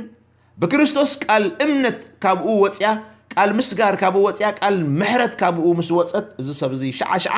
ነፍሱ ናብ ገነት ሰጊራ እቲ ኣብ ኣፍ ደገ ገነት ጠጠው ኢሉ ዝነበረ ሓላዊ ክኽልክሎ ይከኣለን ምክንያቱ ብክርስቶስ ምስ ኣምላኽ ስለ ተዓርቀ ዕርቂ ተቐበለ ሰብ ስለ ዝኾነ እልይ ኢሉ ብሰላም ተሕሊፍዎ ናብ ገነት ንኣዳም ዝኽልከሎ ምስ ኣምላኽ ዘይተዓርቀ ህይወት ስለ ዝነበረ እዩ ነዚ ምስ ኣምላኽ እተዓርቀ ሰብ ሕጂ ናብ ኣምላኽ ከይኣቱ ዝኽልክሎ እንታይ ኣሎ እቲ ዕላማ ዕርቂ ኸ ምስ ኣምላኽ ሕብረት ንምግባር ተዘይኮኑ እንታይ ማለት ዛ እዩ ሞዚ ኣብ መስቀል ዝነበረ ኸታሪ ብክርስቶስ ኢየሱስ ምእማኑ ጎይታ መንግስቲ ከም ዘላቶ ተመሊሱ ክፈርድ ዝመፅእ ጎይታ ምዃኑ ምእማኑ ዘደንቕ ነገር እዩ ኣብቲ ቦታ ፍርዲ ናብ መስቀል ኮይኑ ምእማኑ ዘገደንቕ ነገር እዩ ኣበይናይ ሰዓትን ኣበይናይ ህሞትን ኮንካ እመን ጥራይ እምበር ጓልካ ክትድሕንያ እመን ኣይትፍራህ ከም እተባሃለ ንስኻ እምነት ጥራይ ተድልየካ ኣበይናይ ሰዓት ኣበይናይ ቦታ ኣየገድስን እዩ እዚ ሰብ እዚ ኣብ ከታሪ ህይወት ኣብ ናይ ፍርዲ ኣብ መስቀል ኣብ ቦታ ፍርዲ ኮይኑ ስለ ዝኣመነ ካብቲ ዝነበሮን ሒዝዎ ዝኸይድ ዝነበረ ናይ መጠረሽታ ካልኢታት እየን ተሪፎኖ ነይረን ክመውት ስለ ዓቢሎም ሰይሮም ክቐትልዎ ዝመፅሉ ሰዓት ቀሪባ ኸላ ሸዓ ብእምነት ሰጊሩ ስር ኢሉ ሰጊሩ ካብ ገሃነም ናብ መንግስቲ እግዚኣብሔር ስር ኢሉ ሰጊሩ ካብ መርገም ናብ በረኸት ስር ኢሉ ሰጊሩ ካብ ሞት ናብ ህይወት ስር ኢሉ ሰጊሩ ካብ ብዘይ ኣምላኽ ምንባር ናብ ኢየሱስ ክርስቶስን ዝምድናን ሕብረት ምስ ኣምላኽን ኣትዩ እዚ ለውጢ ህይወት እዚ ኣብኡ ስለ ተረኣየ እቲ ኣብ ኣፍ ደገ ገነት ዝሕሉ ዝነበረ ሓላዊ መልኣኽ ኪሩቤል ነዚ ሰብ እዚ ክኽልክሎ ኣይከኣለን መልኣኽ እግዚኣብሔር ናብ መንግስቲ ኣምላኽ ክኣቱ ዘይከልክሎ እግዚኣብሔር ባዕሉ ናብ መንግስቱ እናኣተወ ክሪኦ እንከሎ ልክዕ ከምዚ ነዚ ጥፍኡ ወዲ ሓፍ ኢሉ ካብ ዝፋኑ ከይዱ ሓቂፉ ካብ ተቐበሎ ብክርስቶስ ኢየሱስ ኣብ የማን ኣምላኽ ናይ ምቕማጥ ዕድልን መሰልን ካብ ተቐበለ ብክርስቶስ ኢየሱስ ተማቓለ ኣምላኻዊ ባህሪ ካብ ኮነ መሰል ውልድነት ካብ ረኸበ ኣምላኽ ካብ ሓቐፎ ኣምላኽ ካብ ደንገጸሉ ክዳኑ ካብ ቀየረሉ ሳእኒ ኣብ ኣጋሩ ካብ እተወሉ ቀለበት ኣብ ጻብዒቱ ካብ ገበረሉ ብኺዳን ምስኡ ካብ ተኣሳሰረ እግዚኣብሔር ድሕሪ እዚ ከመይ ጌርና ነዚ ሰብ እዚ መርገም ኣለካ ንብሎ መርገም ዶ ናብ መንግስቲ ኣምላኽ ኣትዩ መርገም እኮ ሞት እዩ መርገም እኮ ካብ ኣምላኽ ምፍላይ እዩ መርገም እኮ ብዘይ ኣምላኽ ምዃን እዩ መርገም እኮ ካብ ገነት ምብራር እዩ መርገም እኮ ዋሕዚ ህይወት ካብ ሰብ ምቁራፅ እዩ መርገም እኮ ምምዋት እዩ ሕጂ ግን ብክርስቶስ ሓድሽ ህይወት ረኺቡ ሰብ እዚ ሕጂ ግን ኣብታ ቦታ ፍርድን ከሎ ካብ ፍርዲ ናብ ዘይ ፍርዲ ወይ ድማ ናብ ሓርነት ኣምላኽ ሰጊሩ ሕጂ ግን ናብ መንግስቲ ኣምላኽ ኣትዩ ናብ ገነት ኣትዩ ምስ ኣምላኽ ተዓሪቑ ብኣምላኽ ተሓቂፉ ብኣምላኽ ተፈቂሩ ፍቁር እግዚኣብሔር ተባሂሉ ነዚ ከም ዝኣመሰለ ሰብ ከመይ ጌርና መርገም ክሰብረልካ ኢልና ክንዛረብ ንኽእል መፅሓፍ ቅዱሳዊ ሕጊ ይድግፈና ድዩ ሰብ ኣብ ሓደ ግዜ ብክልተ ቦታ ክኸውን ይኽእል ድዩ ኣይፋሉን እሞ ሰብ እዚ ኣብ ገነት ኣብ መንግስቲ ኣምላኽ ዝኣተወ ኢልና ንኣምን እንተዳ ኮይንና ከምኡ ኢልና ምሂርናዮ እንተዳ ኮይንና ብተዛማዲ ግዜ ድማ ንዓ መርገም ክስበረልካ ክንብሎም ከለና ሞት ኣለካ ፍርዲ ኣለካ ቁጣዕ ኣለካ ህይወት ኣምላኽ ኣበኻ የላን ዋሕዚ ህይወት ኣቋሪፁሎ ንብሎ ኣለና እሞ ምስ ክርስቶስ ከም ዘሎ ከዓ መስኪርና ምሂርና ኣዕቢናዮ ኢና أتأميغنا هنا منفس قدس تملي أبال محبر أملاح غيرنا هنا تمريسنا ما نبعلنا بز كل من قد زمهارنا ينزب صحنا ينسب نعمر جمال لك خندو لهم كلنا اجرين كوبروني زي قات أم نجريو نتسب نبعلون كحسب تداخلو أبنوت زاتو مكديو أما نقصت أملاك الله خالكم مني جاء مرجم الله كاتب لهم مرجم زلوا ده من قصت أملاك عتيل أنت بديهن أنتين حاتت أنتين من الإشداء يا غريتا عندي أنا قلنا إذا 5 عام السنة زربها من لا شيء بالله سبب حديث خون زلوا مرجم الله أنت داخلين ود جهنمي حرقت حتيات بقوي تاريخي وتداخلين خاود من قصت أملاكي أبكلت يمكن كنا براي كلني أمون قنان أمون قهم أباهم زلون أبانا خيمتسو أبانا زلون أباهم كيكرو أبقاك تغير والله يزب الكلام لخ أمون قو منقست أملاخن أمون قو منقست سلماتن أمون قو سيولن أمون قو جنتن أمون قو منقست غزيابيرن ومنقست سماين أمون قو جهنم أساتن أمون قو كريستوسن أمون قو ديابلوسن أبيكا قالو كلت يوم أير راخبون يوم أمون قو مس أملاخ مخانن بزي أملاخ مخانن أبيكا قالو ስለዚህ ትምህርትና ከይባላሾ ሰረት እምነትና ከይባላሾ በዓላዊ ተሓሳስባና ክንሓድግ ከድልየና እዩ ኢየሱስ ክርስቶስ ጎይታ እዩ ስለዚህ እምበር ብሩኻት ኣሕዋተይና ሓተይን መጽሓፍ ቅዱስ ከምዚ ዝብለና ሕጊ ብሙሴ ተዋሂቡ እሞ ጸጋን ሓቅን ግና ብኢየሱስ ክርስቶስ መጽሐ እምበር ከንሕና ይብል ወሲኹ ኩላትና ካብ ምልኣቱ ጸጋ ኣብ ልዕሊ ጸጋ ተቐበልና ነቶም ዝደሓኑ ብክርስቶስ ዝኣመኑ ሰባት እዮም ኣይትርስዑ መርገም ዝስበረሉ መገዲና ንዛረብ ዘለና እዚ ዝነበብኩልኩም ክፍሊ መጽሓፍ ቅዱስ ኣብ ወንጌል ዮሃንስ ምዕራፍ 1 ፍቕዲ 16-17 ዘሎ ቃል እዩ እዚ ቃል እዚ ብዙሕ ሻዕ ሰሚዕናዮ ነቢብናዮ ኣለና ግን እዚ ካብ ምልኣቱ እተቐበልናዮ ጸጋ ኣብ ልዕሊ ጸጋ ዝብል ቃል እንታይ ማለት እዩ ወይ እዚ ካብ ምልኣቱ ተቐበልናዮ ጸጋ ኣብ ልዕሊ ጸጋ ዝብል ቃል ፋይዳኡ ኣብ ህይወትና እንታይ እዩ ፋይዳኡ እንታይ ይጠቕሙ ጸጋ ካብ ምልኣቱ ጸጋ ኣብ ልዕሊ ጸጋ ተቐቢልና ሕጊ ብሙሴ ተዋሂቡ እዩ ብክርስቶስ ከዓ ጸጋን ሓቅን ተገሊጹ እዩ ይብለና እዚ ጸጋን ሓቅን ምግላጹ ድማ ካብ ምልኣቱ ጸጋ ኣብ ልዕሊ ጸጋ ሂቡና ይብል ኣሎ መጽሓፍ ቅዱስ እንታይ ማለት እዩ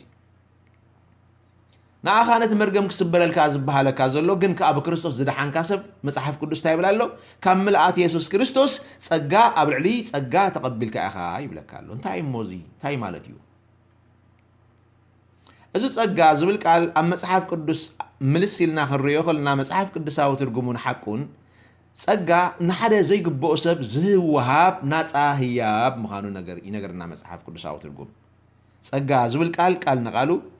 زي ጸጋብ ኩሉ ኢና ነእትዎ ብጸጋ ዘገልግሉ ሰባት ኢልና ክንዛረብ ከለና ናይ ፈውሲ ትምህርትን ተኣምራትን ናይ ምግባር ሕሙማት ናይ ምሕዋይ ኣጋንንት ናይ ምውፃእ ነገር ኣብ ሰባት ክርኢ ከለና ብጸጋ ዘገልግሉ እዮም ንብል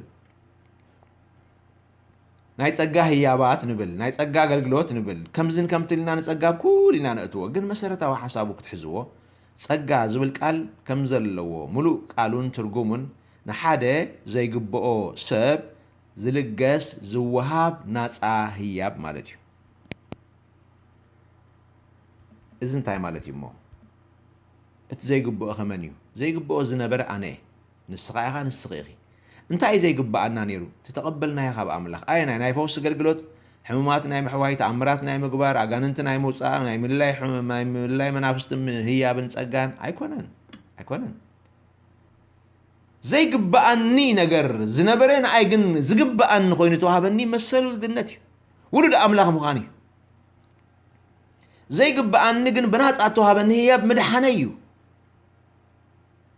ከምቲ ዝገበርክዎ ግብረይ ዘይግባኣኒ ዝነበረ ምሕረት እዩ ኣብ ገነት ኣቦይ ኣዳም ሓጢኣት ምስ ገበረ ካብ ገነት ተባሪሩ ብሰሪ ሓጢኣት ነዚ ከም ዝኣመሰለ ሕጊ እግዚኣብሔር ዘፍረሰ መሊስካ ናብ ቤት ምቕባል ዝግብኦ ይነበረን ንኣዳም ሙሉእ ብሙሉእ ስእሉ ኸርእየና ዝኽእልት ናይ ወንጌል ሉቃስ ዘለዎ መንእሰይ እዩ ወይ ከዓ እቲ ወዲ እዩ ደጋጊምና ብዛዕባኡ ተዛረብናሉ እዚ ወዲ ዝረኣይዎ ተመሊሱ ናብ ቤት ኣቦኡ ክመፅእ ይግብኦ ነይሩ ኢልኩም ተሓስቡ ኣይግብኦን እዩ ተዳኣልኩምን ብምንታይ ምኽንያት ብመርትዖ ክንዛረብ መታን እዚ ወዲ بزقطمو خسارة إينا وبيت أبو زملس زلو بتزقطمو ودقت تماهيري نا بيت أبو بنسحة زملس زلو كما الرأي سبك الرخلنا ندقنا نا بيت أبو تمريسو ولد كخونسي يقبقو دونيرو انتاي تبلو أي قبقوني انتلكمني مرتعو أقربه لكم يقبقو انتلكمني مرتعو أقربه لكم سلازي حاسبكم من لا شاوني إذا ودي بعين سبك الرأي خلونا نبيت أبو كملس مسألة يقولون مخنياتو رستو تمغيلي يوتي اتعاب حاو زغور ريو مخنيات كن ريو خلنا بز بعين سبن ما تخكل يزلو رستو بالي عسي رست من كوسد متي تعرفوا زلو رستيو سلازن كما يلنا برستي اتلو يزبل زلو تعاب ودي حقي سلازي زود زنبار نبيت أبو كملس هيقبوني الجامو وسيديو بتصحيتو وسيديو بتصحيتو نجامون حزو وزغد رستن دما أطفئ وزري ويو حجي انتا خقبر كالا يجزي من لسالو نايمن رست خوصد مسالو بعين حق خطريو خلها عمسي بلتي اتعاب حاوو كخور خلو دما خطريو خلها بعين فتحي تهكل اللو يخاتبل مخنياتو ناتو بليعو مسمنازر زري وديو أطفئسي ناي حاوو خوصد يمسي زلو وين يبوخ عندنا خلاك زي خوصري كل تجزي من كارلس بهال نجار يلا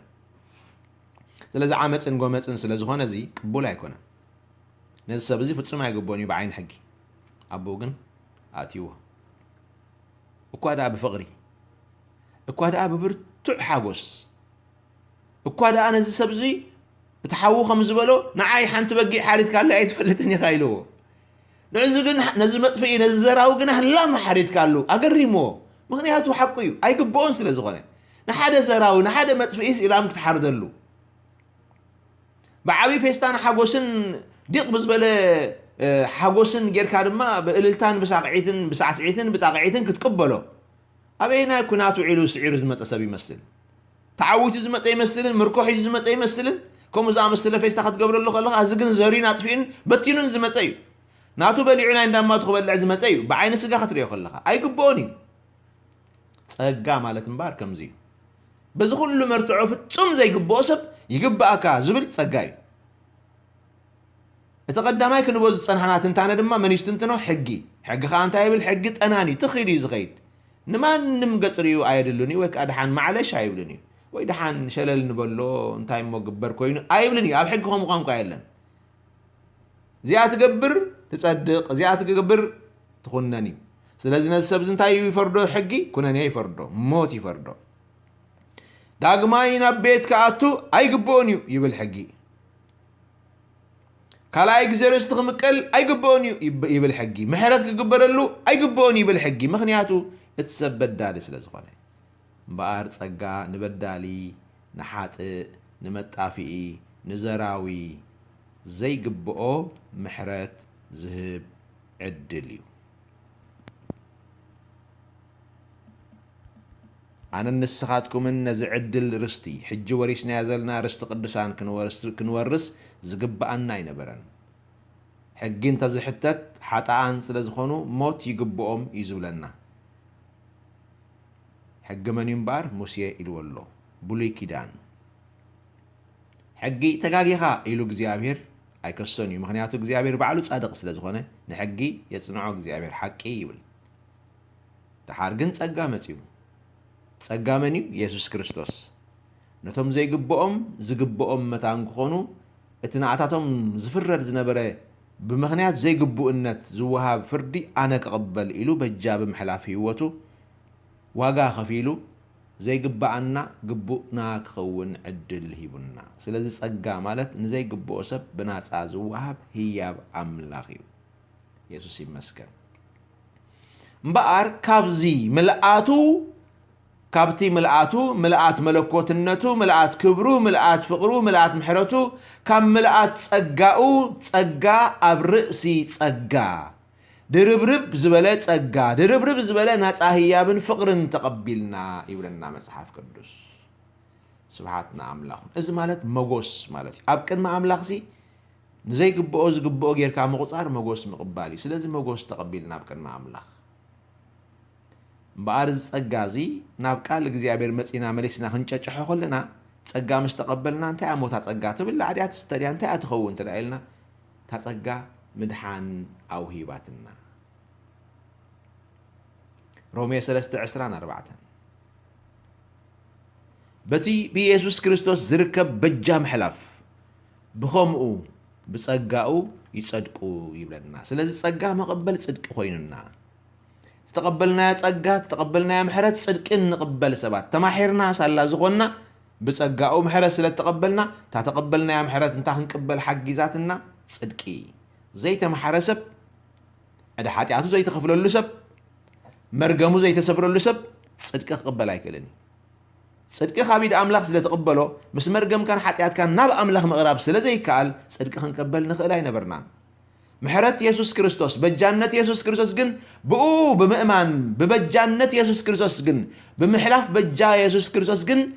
ብኸምኡ ብጸጋኡ ይጸድቁ ይብለና ስለዚ ብኸምኡ ብጸጋኡ ጽድቂ ረኺብና ክንብል ከለና ሓጢኣት ተወጊድልና ማለት እዩ ሓጢኣት ዘወገደ መን እዩ በጃነት ኢየሱስ ክርስቶስ በጃነቱ ሓጢኣት ሳላ ዝኣለየ በጃነቱ ንሕዳ ሓጢኣት ሳላ ዝኸፈሎ በጃነቱ ኣብ ክንዳና ስለ ክመውት ስለ ዝገበሮ እቲ በጃነቱ ሕድገት ሓጢኣት ሂቡና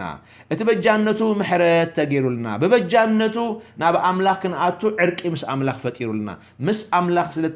ዕርቂ ስለተፈጥረ ድማ ናብ ኣምላኽ ክንቀርብ ዕድል ረኺብና ምስ ቀረብና ኣምላኽ ኣጽዲቑና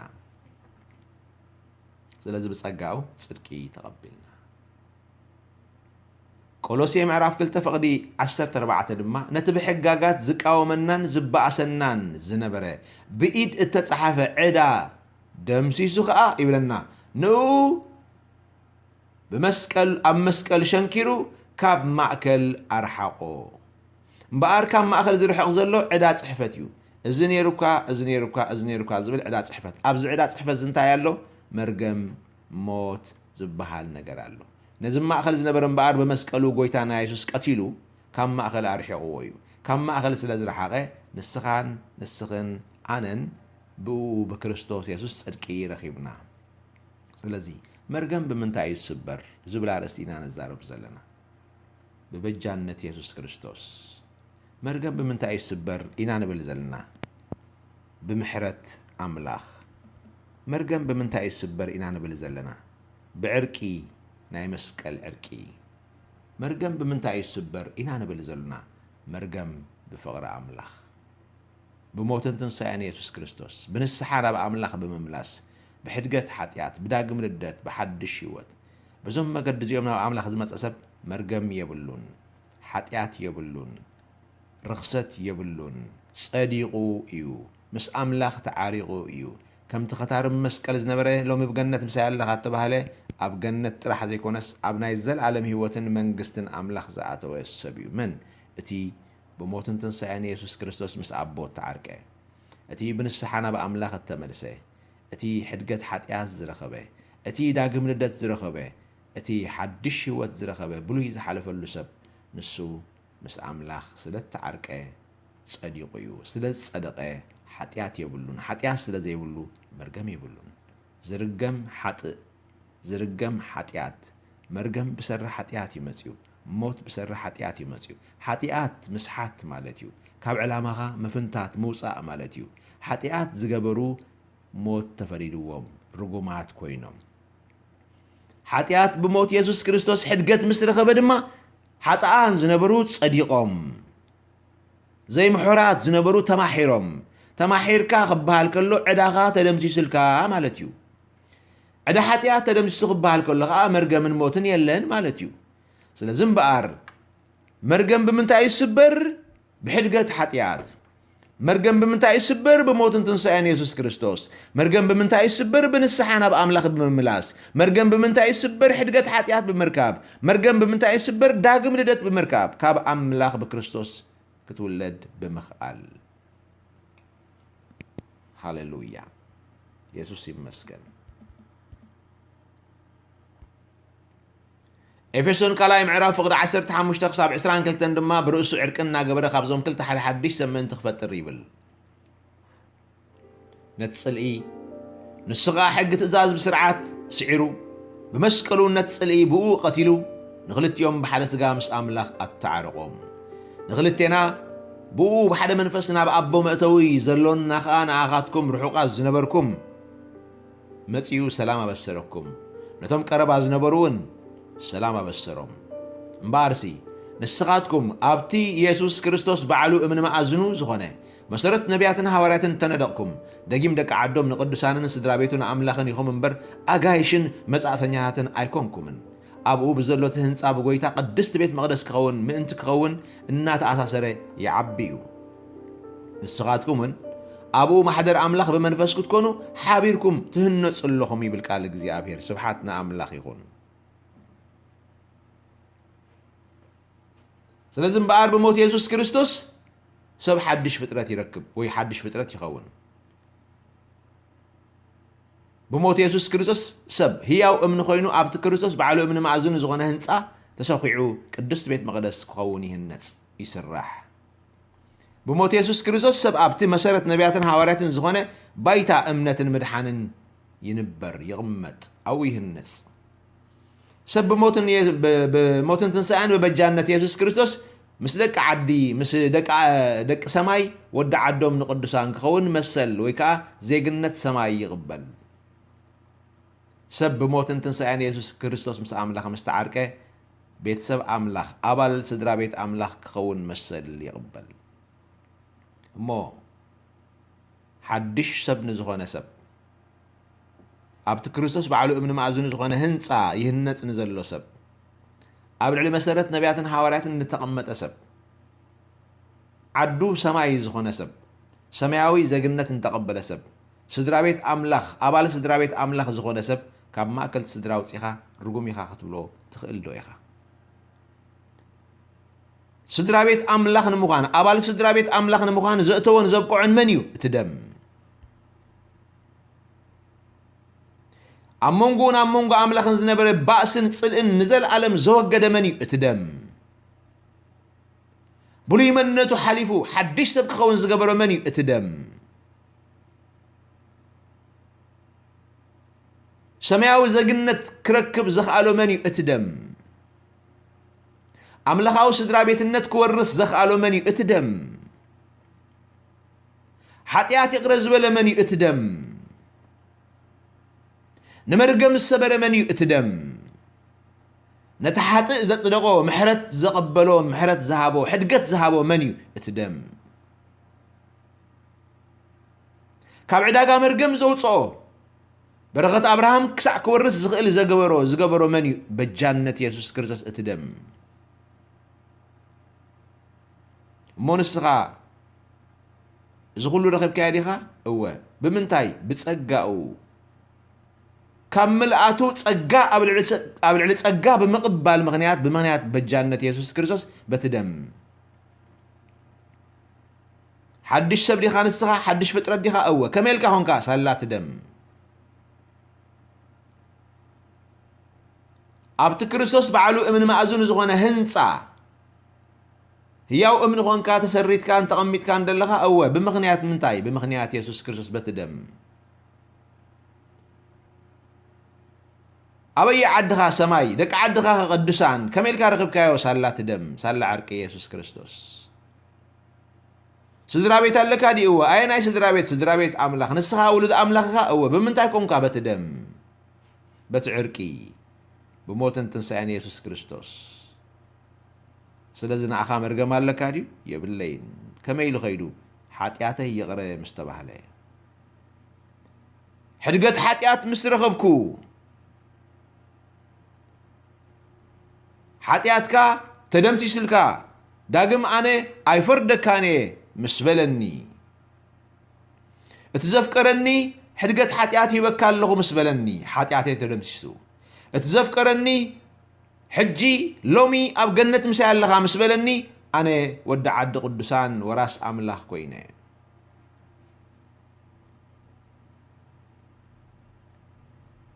سبحاتنا أملاخ يكون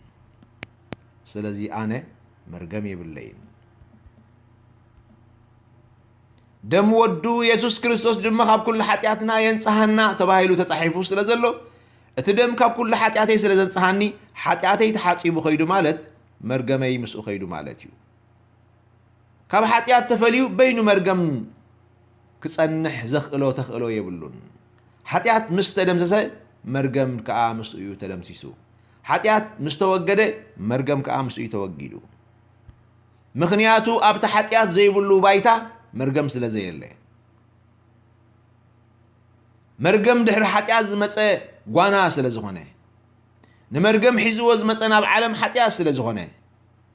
ሓጢያት ከዓ ብሞት ኢየሱስ ክርስቶስ ስርየት ካብ ተቐበለ ወይ ስርየት ካብ ረኸበ ሓጢያተይ በቲ ደም ተሓፂቡ ምስ ከደ መርገመይ ምስኡ ኸይዱ ሽዑ እዩ ተሰይሩ ኣነ ሕድገት ሓጢያት ከም ዝረኸብኩ ኣምላኽ ምስክረይ ባዕለይ ምስክር ማሕበር እግዚኣብሔር ድማ ምስክር እያ ኣነ ሕድገት ሓጢያት ከም ዝረኸብኩ ንስኻ ምስክር ኢኻ ምኽንያቱ እቲ ንዓኻ ምሕረትን ሕድገትን ዝሃበካ ደም ንሱ ከዓ ንዓይ ሓጢያተይ ስለ ዝሓደገ ንስኻ ከም ኣገልጋሊ ደው ኢልካ ብዛዕባይ ክትጽልን ትንቢት ክትዛረብን ከተገልግለንን ከለኻ ምሕረት ሰላ ዝረኸብካ ኢኻ ደው ኢልካ ዝትገብር ዘለኻ እቲ ንዓኻ ምሕረት ዝሃበካ እቲ ደም ደኣ እምበር እዚ ሕጂ በፂሕካያ ዘለኻ ዓብይ ጸጋን ልዕልናን ኣይኮነን ባዕላዊ ጻዕርኻ ኣይኮነን ጸሎትካ ኣይኮነን ተወፋይነትካ ኣይኮነን ሕድገት ሓጢያት ክትረክብ ገይሩካ እዚ ባዕልኻ ትፈልጥ ኢኻ እወ እፈልጥ ስለዚ እቲ ንዓኻ ገለ ነገር ከይገበርካ ከለኻ ብኸምኡ ብክርስቶስ ብምእማን ጥራይ ሕድገት ሓጢያት ዝሃበካ ጸጋ ጽድቂ ዝሃበካ ጸጋ ኣነ ድማ ከም ሓጥእ ናብኡ ምስ ተመለስኩ ተቐዳመይቲ መዓልቲ ሸዓ ሕድገት ሓጢያት ከም ዝረኸብኩ ብቓሉ እስኻ ክትኣምን ዲኻ እወ ኣምን ተወዲኡ ኣነ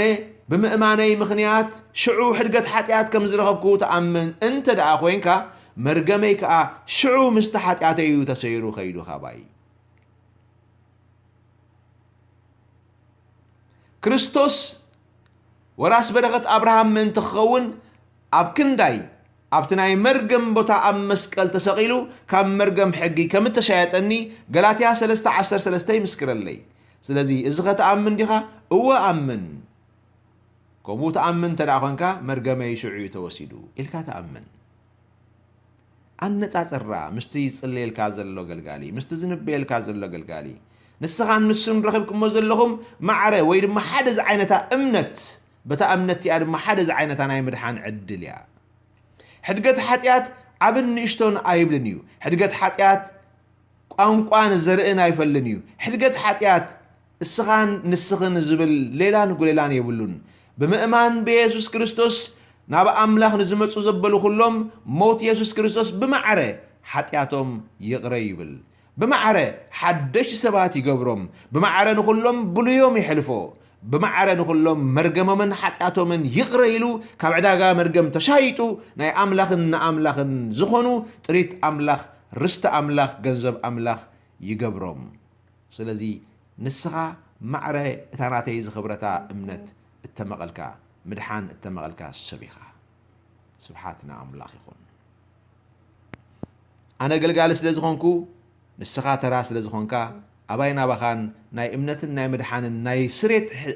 حتياتن حدقت حتياتن في اللي يلن قطينن حفيسن دم يبلون يسوس كريستوس حانت دم نخل سب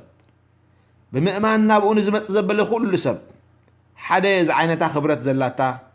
امنتن مدحانن توهيبنا له እግዚአብሔር ሽሙ ንዘላለም ዝተባረኸ ይሁን ስለዚህ በአር ብሩኻት حواتينا حاتين ሳላ እትደም حدقت حاتيات زرخبو سباتنا سالات دم مرقم التسبرلهم مرقم زي بلهم سباتنا ولد كوينكا مرقم زلو ولد كتكون فقد أملاخ يكونن كم مرقم حركة تكون يو كريستوس مويتو ولد سلازخوانكا مرقم يبلكان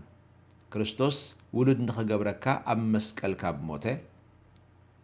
موتو كم مرقم كشيات أكادم مايو كم مرقم تشايتو مسوس أكادما مرقم زي بلو جن تراس باي جبركان وراس بركت وراس هبت أملاخ وراس رست أملاخ كتكون زجبركا سبيخا ناب بيت زأتوكا ناب حلفني زأتوكا ناب منجستو زأتوكا ناب رستو زأتوكا وراس رستو كتكون عدل زرخبكا بس أجا عدل زرخبكا سبيخا